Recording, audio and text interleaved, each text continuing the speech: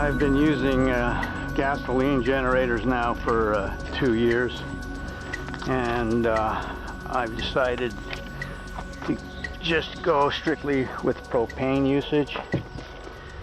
And down here I've got my new Honda EU2000i. It's a propane conversion that's done by GenConnex.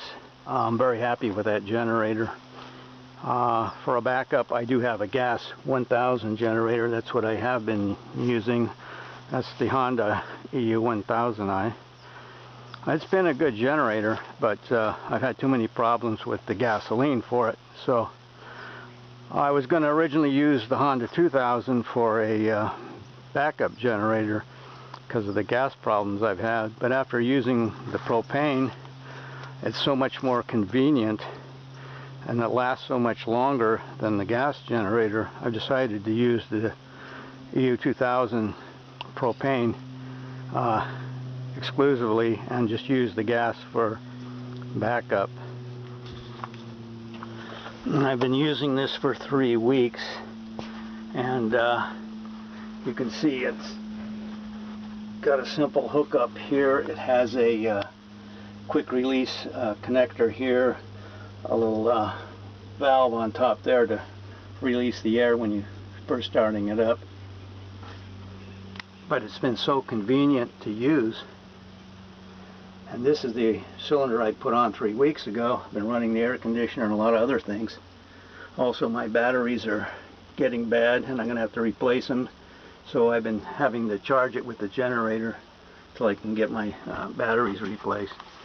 So I've been using it a lot. Still plenty of propane. They should hold about 16 to 20 hours in one of those 20-pound cylinders. And that's a lot better than changing the gas every 2 hours, or I mean every 4 hours when I'm running the air conditioner with the Honda 1000.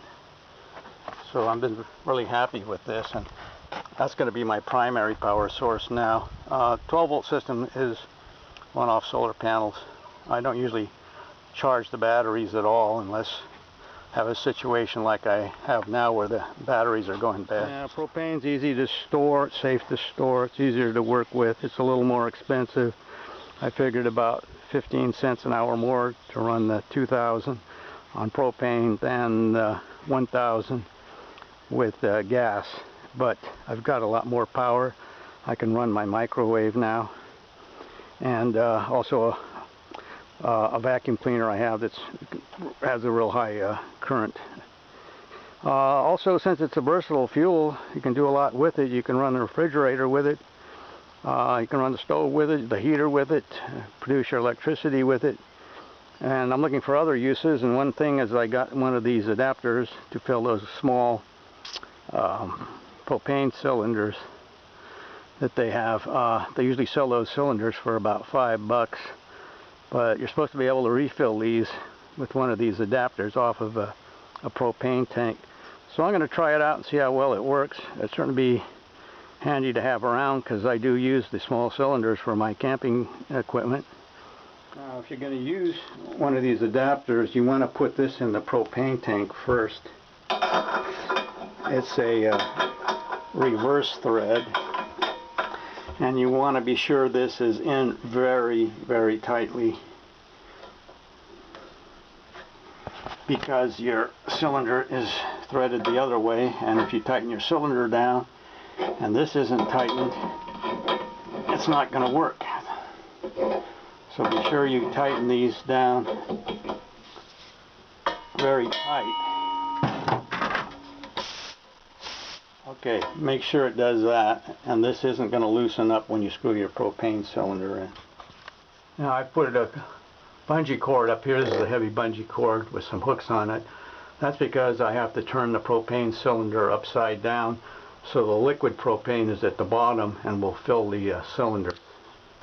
Now these propane tanks have slots in them here that can be used to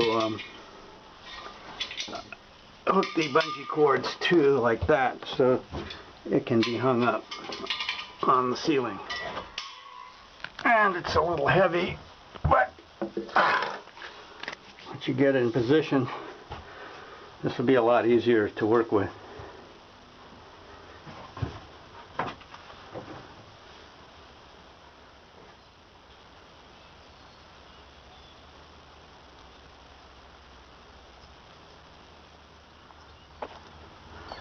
Now I put the propane cylinders here in the 12 volt fridge freezer. I keep this around 29 degrees. I find I can keep ice for almost a week if I keep it cooler than the normal temp, and at the same time it won't freeze my sodas and beers. But I put the cylinder in here to cool it down. And there it is here. It's nice and cold. And I cool it down so that it'll be able to accept more propane. If the cylinder's hot, it's not going to hold as much propane because of the temperature. So I'm going to take the cylinder out of here. This is completely empty. And I'm going to take it up and see if I can get this thing to fill. They have a little purge valve here. Well, it's not a purge valve. I think that valve is really for in case this goes in a fire, it'll release the gas instead of exploding. It kind of looks like a purge valve, but I'm not sure about that. I'm going to try it just as it is.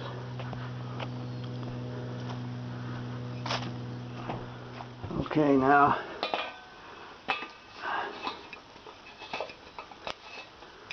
this is twisting in the opposite direction.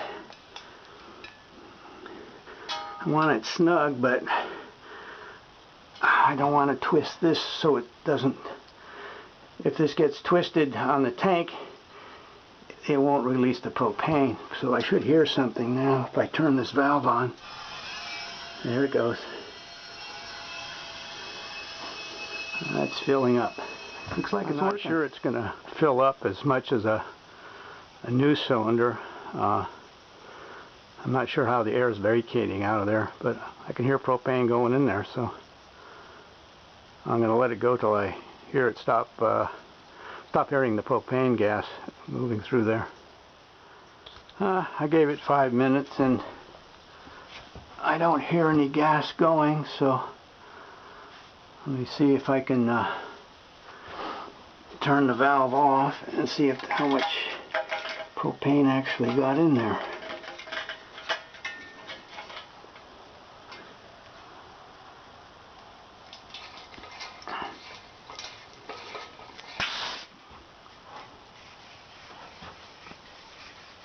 Can hear it. It feels like there's quite a bit of propane in there. Don't know if that's as much as the new can, but it's better than paying $5 for another whole cylinder down at the store. Looks like it worked. Yeah, cool. Anyway, this works out pretty nice. I don't think I'll leave the propane tank hanging there because I only have a couple cylinders to fill right now. But looks pretty slick. One other thing, if you're living off grid or if you're doing disaster preparedness, gasoline, it should not be your fuel of choice. Been working with this stuff for 2 years now, and I found that gasoline is not going to store well, and it's dangerous to store, it's messy to deal with, it's not going to be available if the grid goes down, it's not a versatile fuel, and you should definitely switch over to using propane. Propane will be available when gasoline isn't, especially if you live in an area in the country where they do use a lot of propane, and even in the bigger cities. Find out where your propane distributors, especially Blue Rhino, they'll have thousands of these cylinders filled with propane that they will be selling and will be available, while the gas stations will be closed because they have no power and they certainly don't have any generators for emergencies. So don't buy any Chinese generators of any kind. Buy good quality Honda or Yamaha. Those are the two top rated generators. They produce a pure sine wave, not this garbage these cheap generators produce. This, I believe, is a cheap Chinese generator, but so far I've been lucky with it. I don't know how long it's going to last. I don't use it very often, just to run the skill saw and some power tools, but I've had it a couple years. It's working. It's made by whatever that is. I got that down at Sam's Club, I think. 3500 watt. This is for high powered stuff. I use it maybe 15 minutes, 20 minutes a month for running some high powered tools. Very rare to find one. I don't know, I haven't checked the signal on this on the oscilloscope, but it appears to be pretty quiet. You can tell that by the fan. If the fan is howling, making a howling noise, it means your sine wave's not good and it can damage your fan. But for the short usage like I have, using it only once a month for 15-20 minutes to do a little project, it's probably okay, and it's not going to damage your drills and power tools just running it occasionally off of it. It's the other induction motors you have to worry about, like your fans and air conditioners and refrigerators, that you never want to run off one of these Chinese generators. I've had 4 Chinese generators. This is my 4th one. This is the only one that's lasted more than 6 months. And the other ones I wouldn't use anyway. So just some advice. Get rid of those gas generators, especially if they're cheap Chinese ones, or convert them to propane if you got a good one. Gasoline is not an emergency fuel. I do have some gas for the lawn tractor and for my boat, and if I could, I'd run them off propane too, but that's out of my budget for a long time to come. So I'm storing 10 gallons of gas for that purpose. I've dated and marked each tank, and also I put some stabilizer in it. Now this stabilizer is for ethanol, and that's to prevent corrosion, and also it prevents the gas from turning into a varnish after 6 months. So supposedly this will keep your fuel fresh for 12 months. I found out with this California blend that's not true. 6 months is pretty much the max. So this does not prevent water forming from the ethanol in your gas. That's the problem I had with my 2 generators plugging up. That was an expensive repair for each. Almost $200 to get the carburetors and fuel lines and tanks cleaned out of the water out of them because of the ethanol in the gas collecting water. And that stabilizer doesn't solve that problem. That's why I'm getting rid of gas. So I'm going to be buying some more tanks when the propane's a little less expensive after the harvest season's over. There won't be such a demand for propane here locally. I've checked with the propane dealer up here. He could supply me with a 200-gallon tank, but it still costs the same. Right now it's $2.60 a gallon. It doesn't matter whether you buy 1 gallon or 200 gallons of propane. It's still $2.60 plus a gallon right now. So it's easier for me to work with small tanks, especially I have gear all over that runs off of propane now.